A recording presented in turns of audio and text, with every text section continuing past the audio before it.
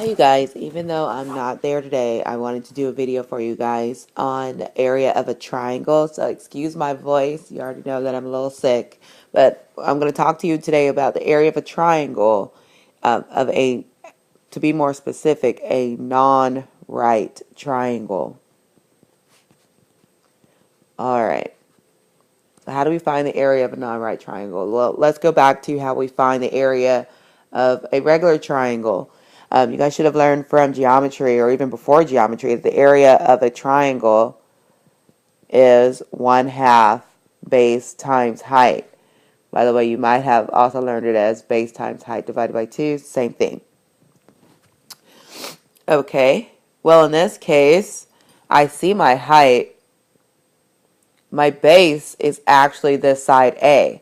So if I want to rewrite this, it would be area equals 1/2, and my base is actually A times height. Well, that's cool.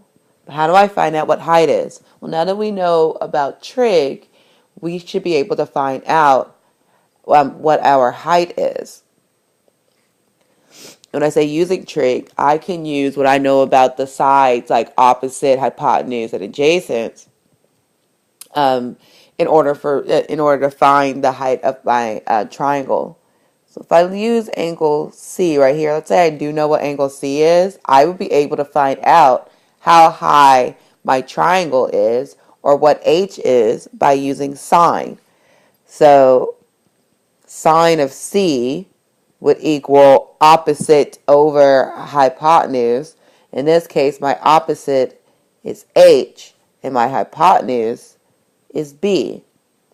But remember, I want to get H by itself. So in order for me to get H by itself, I'm going to have to multiply by the denominator, which means I'm going to multiply by B on both sides. So I now know that H is simply my hypotenuse in this case, which is B, times the sine of C. So since I know that H equals B times sine of C, I am going to substitute it back into my area formula. So that changes our area formula to 1/2 the base, which is A, times height. And we found out that height is just B times sine of C. Pretty cool, actually. All you have to remember is kind of ABC, right? So here is another view of our triangle. Area would equal 1/2 the base, this is A, times the height, which is B sine of C. Now, because it's our triangle ABC is wherever we decide to put the ABC, this can be rewritten in different kinds of ways. It's also the area equals 1/2 base or B times C times the sine of angle A. Area also equals 1/2 A times C times the sine of angle B. And all of these actually will equal each other.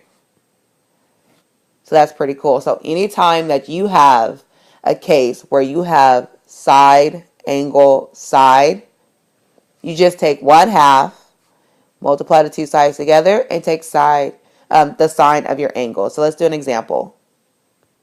In this example, it says, given the triangle at the right, find its area. Express the area rounded to 3 decimal places. So I see that I have a side, angle, side triangle. So it's all good. To find the area, I'm just going to take half of the two sides times sine of the angle. So my calculator, I'm going to do 1/2 times 18 times 12 times sine of 94 degrees. Make sure that your calculator is in degrees. My calculator should spit out, mine did, 107.7369174 but I want 3 decimal places.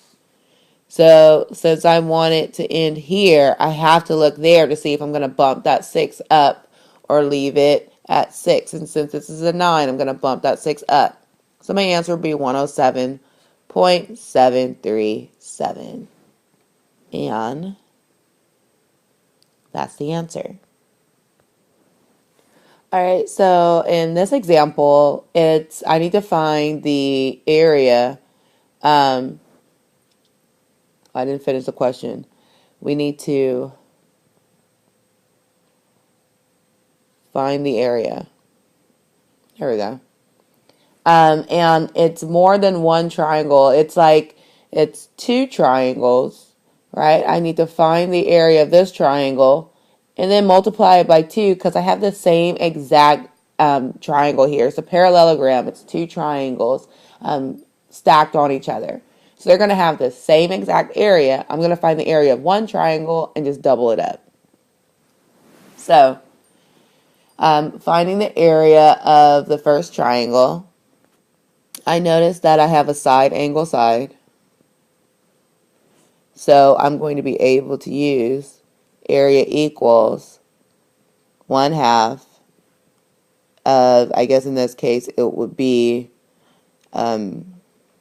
B times D times the side of A. It doesn't really matter as long as I just have my 2 sides. So I'm just going to plug in 1/2 with 10 times 16 times the sine of 60 degrees in my calculator. And when I do that, I get 69.28203. But remember, this is only the area of, one triangle. I want the area of the entire parallelogram. So in my calculator, I'm going to take that answer and multiply it by 3. So the answer is simply 138.564. And that's it. That's the answer.